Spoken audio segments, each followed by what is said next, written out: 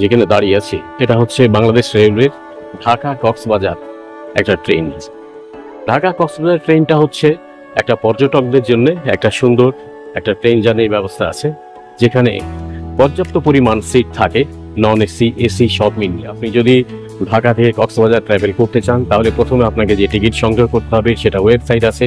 আপনি বাংলাদেশ রেলওয়ের ওয়েবসাইটে ঢুকবেন টিকিট সংগ্রহের জন্য, কিন্তু যখন টিকিট সংগ্রহ করতে আসবেন তখন ওয়েবসাইটে প্রত্যেকটা পোর্টাল দেখবেন আপনি টিকিট সেল হয়ে গেছে, টিকিট নেই। সবচেয়ে মজার বিষয় হলো যে প্রতি বছর দেখানো হয় বাংলাদেশ রেলওয়ে লসে রান করছে। তাদের এই প্রতিষ্ঠানটা প্রত্যেক সময় তারা ভর্তুকি বা লস দিয়েই তারা রান করছে। তার কারণ আপনি টিকিট কিনতে গিয়ে আপনি টিকিট পাবেন না, আপনি যখন টিকিট পাবেন না বাধ্য হয়ে আপনি অন্য কোনো পথ অবলম্বন করুন। আমি অল্প কিছু চা পানির বিনিময়ে আমি একটা টিকিট ব্যবস্থা করতে পেরেছিলাম, সেই টিকিটে আজকে আমি জার্নি করছি। তো আমি যখন টিকিট খুঁজতে গেছি তখন আমি টিকিট পাইনি। প্রত্যেকটা ওয়েবসাইট দেখা গেল রেলওয়ে কর্তৃপক্ষের যে টিকিট নেই। অথচ আপনাকে যদি আমি ট্রেনের ভিতরটা এখন দেখাই যে প্রত্যেক বছরে বাংলাদেশ রেলওয়ে যে লসটা দেখায়, সেই লসটা কি জন্য দেখায়? সরকারি প্রতিষ্ঠান, টিকিট তো সবার পাওয়ার অধিকার আছে, টিকিট যতদিন থাকবে ততদিন পাবে, কিন্তু লসের মূল গোড়াটা কোথায় জানেন? আসলে বস্তা যদি ছিঁড়ে থাকে, চাল যতই ভরেন সব বস্তা দিয়ে পড়েই যাবে। তো রেলওয়ে কর্তৃপক্ষ বা রেলওয়ে প্রতিষ্ঠান যারা চালায় তাদের অদক্ষতা বা অনিচ্ছায় কারণেই এই ধরনের ঘটনা ঘটে থাকে। চলুন আমরা একটু ট্রেনের ব্যবস্থাগুলো দেখে থাকি যে ট্রেনে কতগুলো সিট খালি আছে। আপনি কি ঠিক মতন সিট পেয়েছিলেন? আপনি কি টিকিট ঠিক মতন কাটতে পেরেছিলেন? আমার মনে হয় যে আপনি টিকিট কাটার সময় যথেষ্ট বিড়ম্বনা হতে গেছে, আমার ক্ষেত্রেও তাই হয়েছে। চলুন এবার দেখি কতগুলো সিট খালি আছে, এরপরে আপনার সঙ্গে আবারও কথা হচ্ছে এই বিষয়ে। আমরা যেটা দেখছি পাশে দেখেন এখানে কিন্তু দুটো সিট খালি, এখানেও সিট খালি। এখানে যারা বসে আছেন রেলওয়ে কর্তৃপক্ষের লোকজনই, এখানেও তাই একই অবস্থা। ওনারা অবশ্য রেস্টে আছেন, ঘুমাচ্ছেন এখন।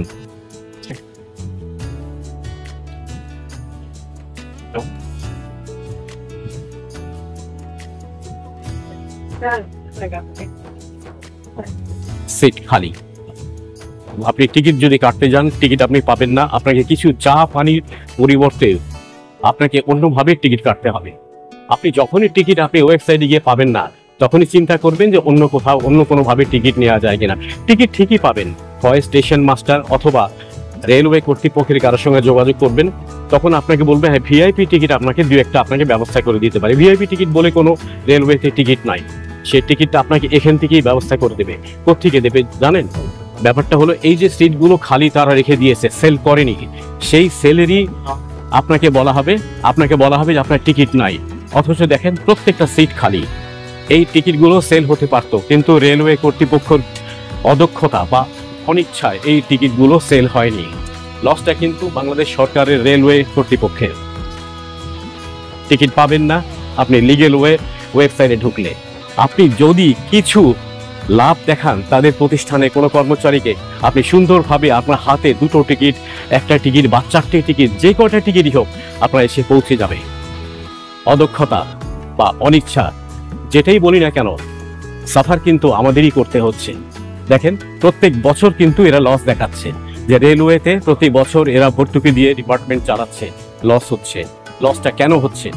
দেখেন এখানে কিন্তু বসে আছে রেলওয়ের লোকজন, উনি বসে থাকতে পারেন, ওনার পাশে কিন্তু সিট খালি, পেছনে আরো দুটো সিট খালি।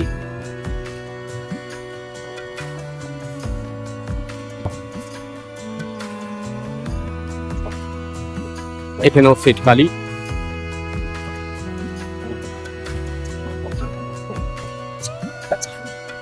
দুইটা সিট এখানেও খালি, একটা সিট খালি, প্রচুর সিট খালি। আপনি দেখেন, আপনি যদি টিকিট কাটতে যান তখন কিন্তু আপনি টিকিট পাবেন না। যে ট্রেনটাতে এখন উঠেছি সেই ট্রেনটা আসার কথা ছিল কমলাপুর থেকে, ছাড়বে 6:15 আন্তর্জাতিক বিমানবন্দরে এসে যখন ট্রেনটা থামবে তখন 6:30-35 থামার কথা, কিন্তু সেই ট্রেনটা যথেষ্ট লেট। আমার খুবই হতাশাজনক। আমি আগে যা শুনছি এর বাইরে অনেক কিছু আলাদা, যেরকম পরিবেশ খুব নোংরা, এসি বগিতে আমি বসছি, গন্ধে বসা যায় না, খুব একটা পরিষ্কার না। প্লাস সবচেয়ে দুঃখজনক হয়েছে যে সকাল 6:15 কমলাপুর থেকে এই ট্রেনটা ছাড়ার কথা ছিল। দুর্ভাগ্য কারণে 7:40 সময় এই ট্রেনটা কমলাপুর থেকে কক্সবাজারের উদ্দেশ্যে ছাড়ছে। ট্রেনটা বেশি স্পিডও না, খুব কমই স্লোলি চলে। আসলে কখন আমরা যে পৌঁছাতে পারবো আসলে জানা নেই। ছিল কতক্ষণ?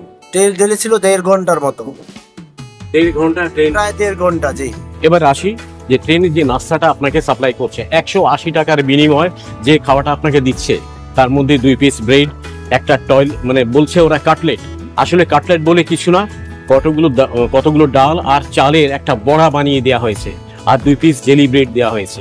এটা যদি 180 টাকা হয়, তাহলে 180 টাকা সত্যি সত্যি নাস্তা খেতে গেলে আর কি টাকা লাগবে? সবচেয়ে মজার বিষয়, রেলওয়ে কর্তৃপক্ষ কি এখনো বুঝতে পারছে না যে প্রতিটা দিন তার রেলওয়েকে ড্যামেজের দিকে নিয়ে যাচ্ছে? প্রত্যেক বছর যখন হিসাবটা করা হয়, তখন দেখা হয় রেলওয়ে লসে রান করছে। লসে রান করবে না কেন? এই ধরনের ডিপার্টমেন্টে এই ধরনের লোকজন যদি থাকে, তাহলে তো লসে রান করবেই। রাষ্ট্রীয় ক্ষতি এরা কি ইচ্ছে করেই করছে নাকি না জেনে শুনে করছে? আপনি চিন্তা করে দেখুন যে আপনি 2 ঘন্টা ট্রেন লেট করেছে, লেট করে 2 ঘন্টা ওঠার পরেও এসি সার্ভিস যেটা হওয়ার কথা, পর্যাপ্ত পরিমাণে কিন্তু এসি এখানে ঠান্ডা। এই ট্রেনটাতে যথেষ্ট বিদেশি ওরা মানে আসে যাওয়া করে। তারা যদি আমাদের ট্রেনে এই অবস্থা দেখে, ভবিষ্যতে এই পর্যটক কিন্তু আসবে না, অন্য পর্যটককে বলবে যে বাংলাদেশে বেড়াতে যাওয়ার কোনো দরকার নেই।